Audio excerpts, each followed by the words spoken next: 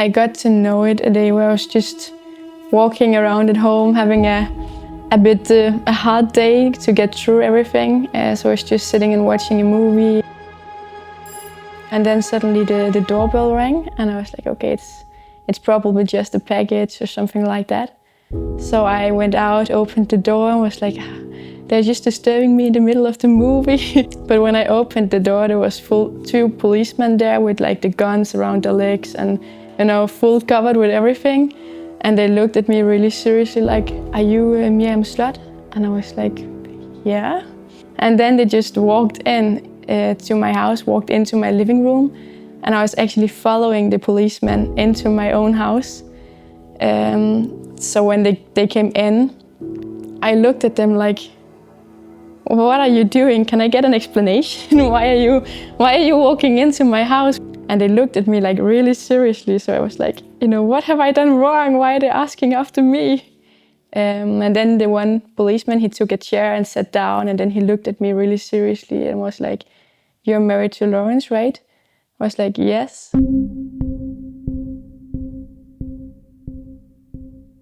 So they told me that he had been in a really bad accident, fell through the roof and fell 7.5 meters down and landed on his head on stone ground, that they were fighting for his life and he was probably not going to survive. And my first reaction was I wanted to go and tell Esther that we had to pray for Papa and that we had to pray for her father. So I sat down and looked into her eyes and wanted to tell her that she had to pray with me.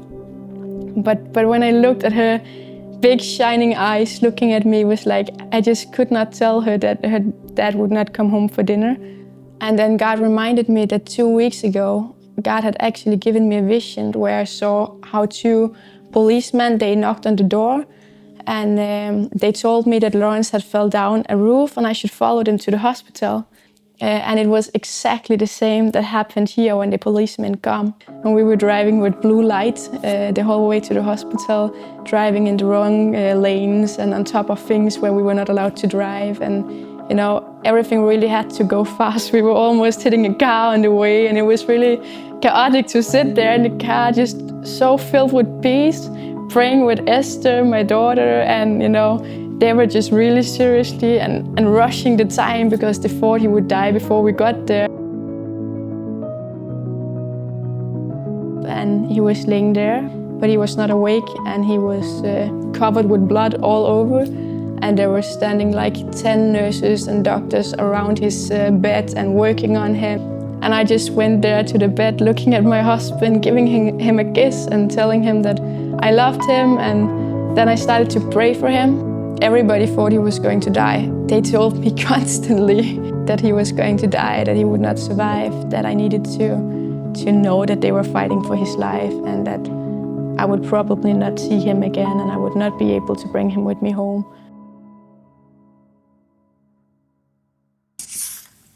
Lourens, he fell down from a roof, 7 meters. He fell through the roof, 7 meters down and landed on a very hard ground.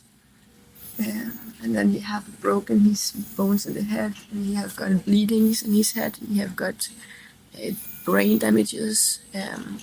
Now his brain have started to be bigger because a lot of liquids and because of the hard fall, which makes a lot of high pressure in the brain, which can damage the brain more and make a lot of further brain damages. When he fell, both of his lungs collapsed and one of the lungs teared.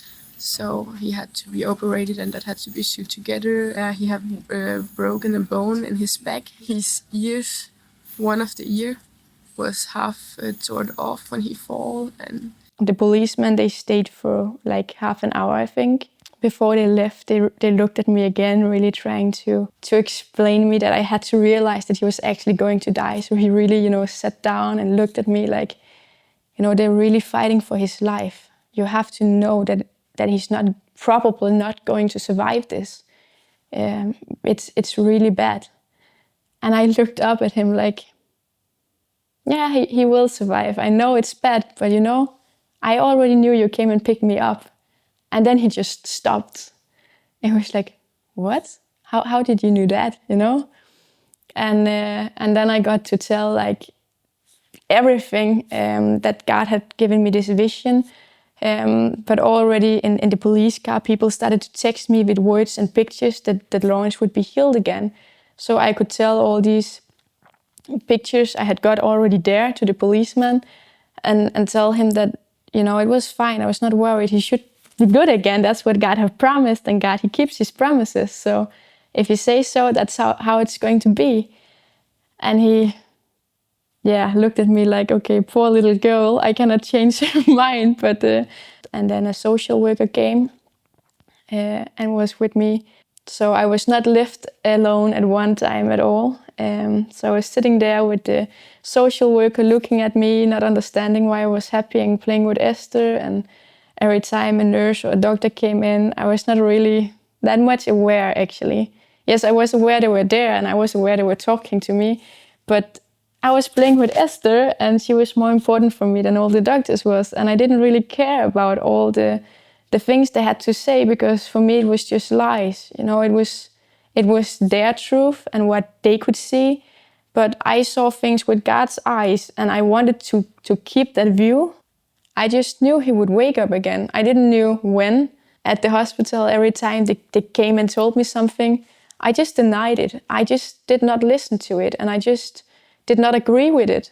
I was able to keep my thinking on the promises God had given me, on what I could find in the Bible, on the promises God had given us for the future, and all the things I knew about who God is. And I knew God is the healer, and I knew that God is faithful, and I knew that God doesn't do anything half.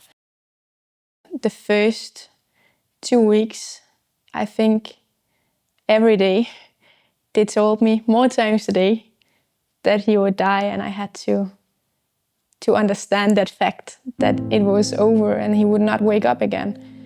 And there was especially one time that was really special. You know, normally if you hit your knee or something like that, it will swallow a bit.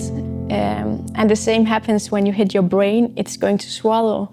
But the problem is that the brain have nowhere to go because of the skull. The brain pressure increased. And that's really dangerous. If it gets too high, you will die by it. And if it's getting too high, but not that high that you die, then it's making a lot of brain damages and you just don't become normal again. And they put a measurement in the brain so they could measure how high the brain pressure was. So when I was sitting there next to his bed on the screen, I could see now his brain pressure was 25 and it had to be around 10 for a normal person. And they really wanted to stabilize it to get at least under 20. Then it was not damaging anything, but it was still way too high, but it was acceptable. But they could not do that. When they finally got it stabilized, it was stabilized to 25. And that's way too high. And they gave him so much medication. The nurses looked at me saying, I have never seen anyone getting that much medication before. Then one day I was sitting there next to his bedside and the pressure is getting really high. And suddenly I see the face on the nurse. You can see the panic in her eyes. Like you can really read in her eyes, this is not good, this is really not good. And she starts running, literally, to get new medication for him. And it's not working, and suddenly you have 5 extra doctors into the room around his bed, talking together and looking at the numbers, and they cannot do anything. They cannot do anything, they're just standing and looking at how it's developing, but they cannot bring it lower. So at that point, one of the doctors, he comes and sits next to me, and then he looks at me, you know, really with these serious eyes. I have to tell you something I don't want to say, but I have to. Then he says, I think he's going to die now, we're losing him. You cannot survive when your brain pressure gets so high. At that point, his brain pressure was between 70 and 80, and it has to be around 10. Before in life, you know, I have been afraid of what should I do if my husband suddenly dies? What should I do if I stand alone? How should I continue my life? You know, it's not working, I cannot do that. But at that point where the doctor came and told me now he's dying, I just had the biggest peace ever. And I just looked at that doctor like, it's fine, you think so, but he's not. And the doctors, they just looked at me like, what is he doing? Is he ignoring what is going on? Is she in shock? Why does he react like that? And I explained to him, no, seriously, I mean it. It's okay. He's not dying. I don't care what you're saying. It's fine. It's like, then I told him how, God had warned me in advance and how God had given me all these pictures during these days. So I just knew that he would be healed. And he looks at me and the only thing he says is, I understand more than you know. And that was it. At that situation where he was almost dying, it just became so clear, this is not in the doctor's hands. Hello. Yesterday, he was almost dying, actually. The doctors was basically like running around to save his life. But I just knew that there was no problem. But God was so faithful. While Lourens was in full medical coma, with that much more medication than normally, he opened his eyes and moved his arms. Just once, but he did it. And the nurse that saw that, he came to me like, I don't know, but I was cleaning his mouth today and then he opened his eyes. It's not possible. You cannot do that. With all the medication he gets, it's just not possible. But I saw it with my own eyes. He did it. It's true. And I was really like, he opened his eyes. Like totally. He opened his eyes totally. I was so happy. It was crazy. And he said that he thought it would be good to try to wake Lourens up from the coma, try to reduce the medication. I remember one time I was holding his hand and I was telling him that I loved him. And I felt a really tiny squeeze in my hand. I was like, was that a squeeze? Or was it just, my imagination that I wanted him to squeeze my hand? So I was like, I looked at him like, was that really a squeeze? And then I got a squeeze two times more. But it was one response. And then there was days where I could not get into contact with him. And the doctors, when they tried to say, oh, you have to blink, or you have to squeeze my hand, or you have to do, there was just no reaction.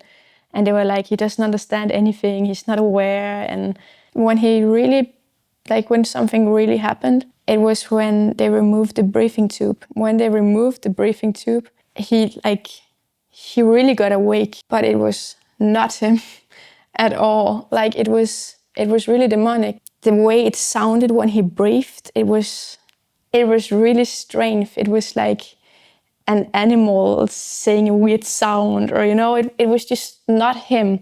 His eyes became aware, but they were just cold and hard. But from that moment on, when we started to pray for him, things happened.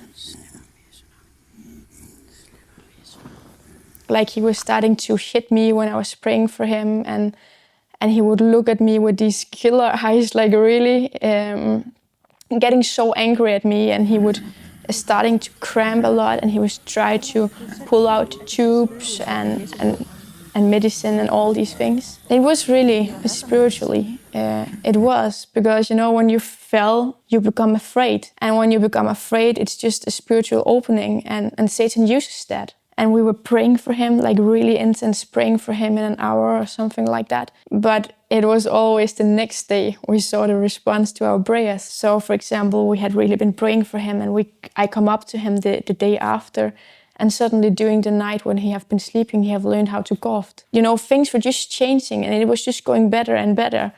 It was really a deliverance. I was so happy, I knew when I looked at the eyes, it's not the eyes of my husband, so I knew where it came from. I knew it was from Satan, and I knew that if I just broke it and was praying until he got to understand it, then my husband would be healed again. Then he finally woke up that much.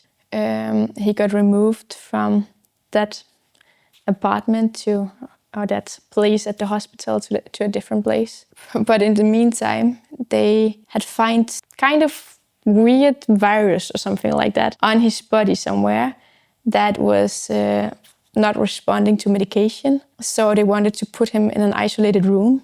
And he was still not free at that moment. And he was really tired of being at the hospital. He had learned to say home in Danish. So every time I came to him, he just looked at me with those begging eyes and started to cry and just said, home, home, home. And I was like, I know you want to go home, and I'm fighting for you and I'm doing everything I can. And I promise you, I'm not going to leave you. I'll stay here with you until you get with me home. I'm not going home before you come. So one day he was laying alone and the nurses and doctors didn't really look after him. So he actually fell out of the bed and hit his head really bad. And he became so afraid. And he was laying there on the floor really trying to come up again. And he could not. He pulled the nutrition tube out 3 or 4 times that night. And when I came to him the morning after, it was not the man I left that evening. The change was so huge. It's really crazy. Like when I left him that evening, he was happy, not happy because he was really enjoying everything, but he was sometimes smiling or laughing a little at the right time, or I could get a reaction if he was not too tired. But when I came that morning, he was just sitting looking at me, and all hope, all life, all joy, all the will to fight, and everything was just gone. Vi venter på, at ambulancen kommer og henter os, og vi er mega klar til at komme hjem. Ikke også, Laura? So after this, we finally got him home. They lifted him to the ambulance bed, and when we came home, they lifted him up in the bed we got at home. We got lift and bed and wheelchair and a lot of equipment to help taking care of him, because he could do absolutely nothing himself. He was not even able to swallow.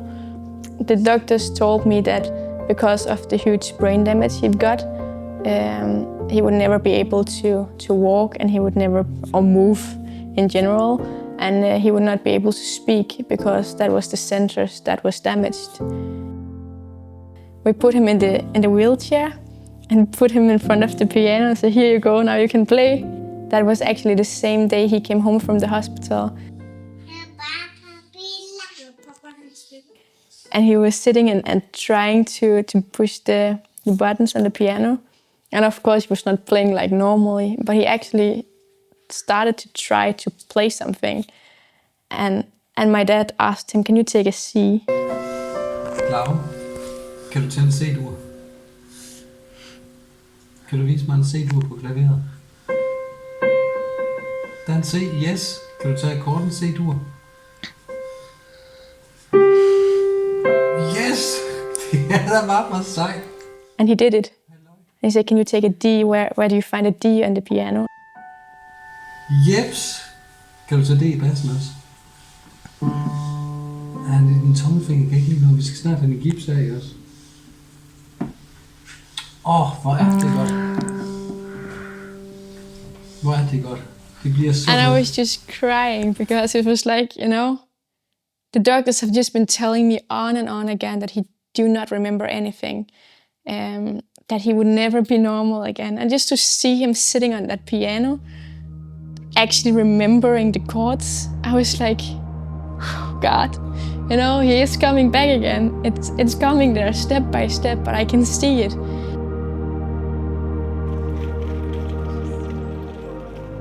We moved to the Netherlands 1.5 years ago because God told us to. And we didn't know where to go the day we moved. We just moved the day God told us to and drove where he asked us to. And he have just been giving us an amazing house, which was everything we had been dreaming about. But special with this house is that in the Netherlands, normally you don't find that big houses. And normally you would have all bedrooms upstairs. You would have very small toilets, normal doors, of course. But this house has been an old caretaking place. So the doors are white, and we have a bathroom that's huge. We have all the rooms we need downstairs. And it has been such a blessing in this time, because otherwise Lourens would not have been able to be at home.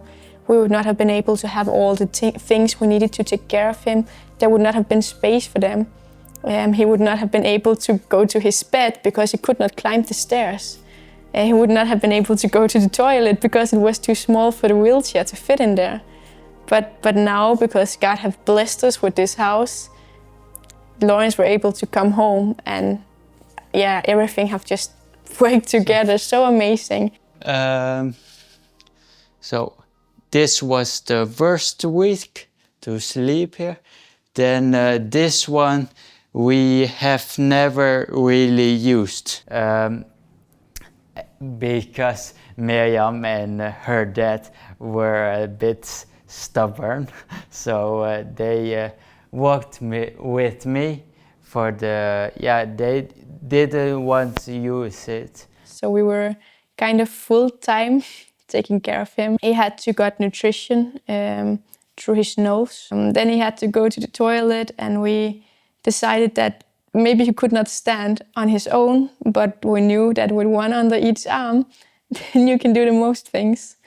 So we took him one under each arm and lifted him basically to the wheelchair, and then drove him to the toilet and lifted him again to the toilet. And then I was holding him, because otherwise he would just fall down because he didn't have any balance. The nutrition tube, we had to throw out 30 bottles of nutrition that we had got with us home from the hospital. That was what they estimated that we at least would get to use. We could always order more. After 1.5 or 2 weeks home, the nutrition tube were gone. We started to practice going on the toilet already when he came home. So the diaper and everything is also gone. We tried to make him stand, but he didn't want it to stand, so he started to walk. So he took his first 5 steps. The physiotherapist, he had been here once, and then he was trying to walk with Lourens, and he was really surprised, because Lourens was walking like through our whole living room 2 times, back and forth with the rollator, but he was walking himself. He had heard from the hospital that he could not do anything, and he came 2 days after he came home. So he was like, what? And then he decided that he didn't have to come every week, because he thought it was going quite good. So he's calling every week instead. And when I'm telling him how Lourens is doing, he's just super surprised. It's really like, what? Are you seriously? Whoa, you have to be careful that you're not going too fast, because, you know, your body also needs to follow. So it's really funny. Now his record is to walk 4.2 kilometers behind a wheelchair. But then we have the doctor, he's coming here once in a week. And the first time he came, he was really skeptical.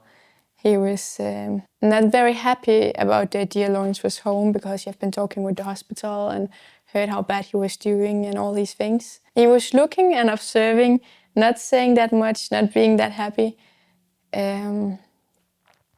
But then he came while we were eating lunch, and he saw that Lourens were eating. And then he came while the physiotherapist was here, and he saw how Lourens was walking. And now he had been here 4 times. And then he was like, I don't really see any reason that I should keep coming, because everything is going quite good. Of course, there's still a long way to go, but you do improve. And I think it was good for you to come home. I think you're doing better here. And I was just like, yes, that's true. Thank you for realizing. No, it was amazing. And then he looked at us, and he was like, and on top of that, I'm really amazed, I'm really surprised over how you handled this situation, because this is not how many people would handle it. And I think it's really, I'm really surprised that you can handle it that well. And for us, it was really like, you know, yes, we know it's because of God.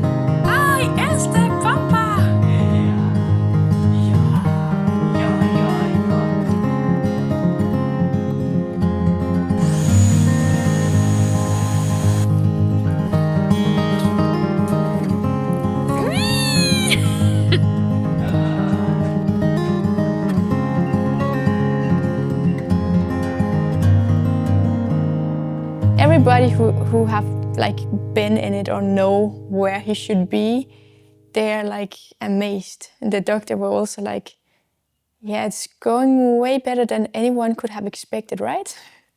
And I was like, you don't know what we have been expecting, but it's true, it's going really well. I know many people after they wake up from coma and all these hospital situation, you can easily be depressed. But God is good, and He really helped us through it all. And there is nothing to blame Him for. So we can just be happy for that I am still alive. I should be that.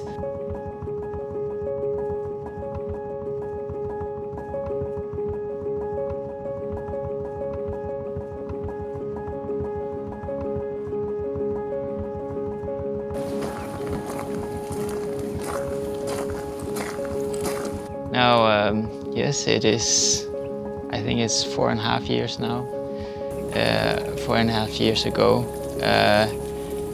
we had the accident. I had the accident, and yeah, now we are here. We're doing good.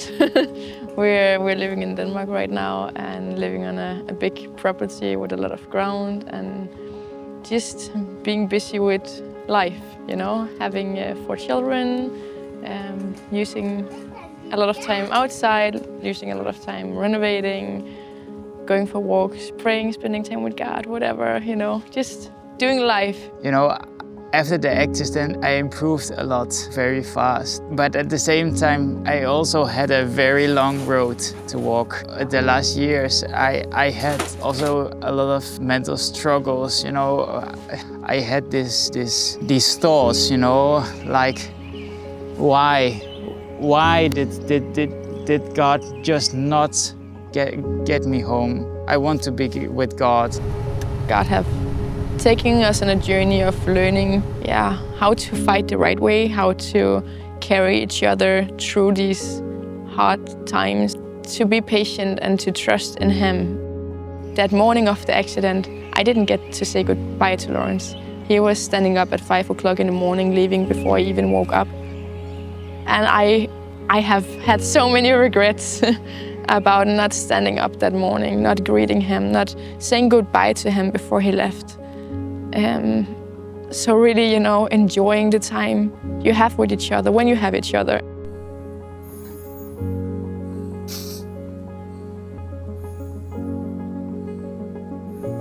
The other morning, I was out and praying. God has made it very clear for me that God has done His part. He has done a very big part. You know, with Jesus, He went on the cross for us. And then we know that we have to accept. It's our part to accept. But it's not only there. It stops in every part of our life. God is providing. He is making the possibility. But we have to step into what He is providing for us. With the accident, God, He prepared me. I had a year of spending time with God, of really seeking into Him and really pressing into Him. But even though God, He showed me I should do that, I had a choice to do it. And I could have decided not to do it because it was too hard, or I had really many times where I was doubting if it made any difference because I didn't feel the difference. I didn't feel the presence of God while I spent time with Him. I just did it just as an act of faith. And it's first a whole year after I actually experienced the fruit of me spending that time with God every day. When I look back to my life, the last 5 years, I would say I'm glad that it happened. In the sense of I would never, ever wanted someone to get through it. But all the things that God has learned through it and given me new faith and a new relationship with Him. God, He's faithful and He's bringing us through the fights. He's bringing us through the battles, and He's teaching us so many things through it. Even though it have been hard times, we have learned so many things that we can now use to help other people, where we can look back and say, "Whoa, God, thank you that you can use us because we have been through these things."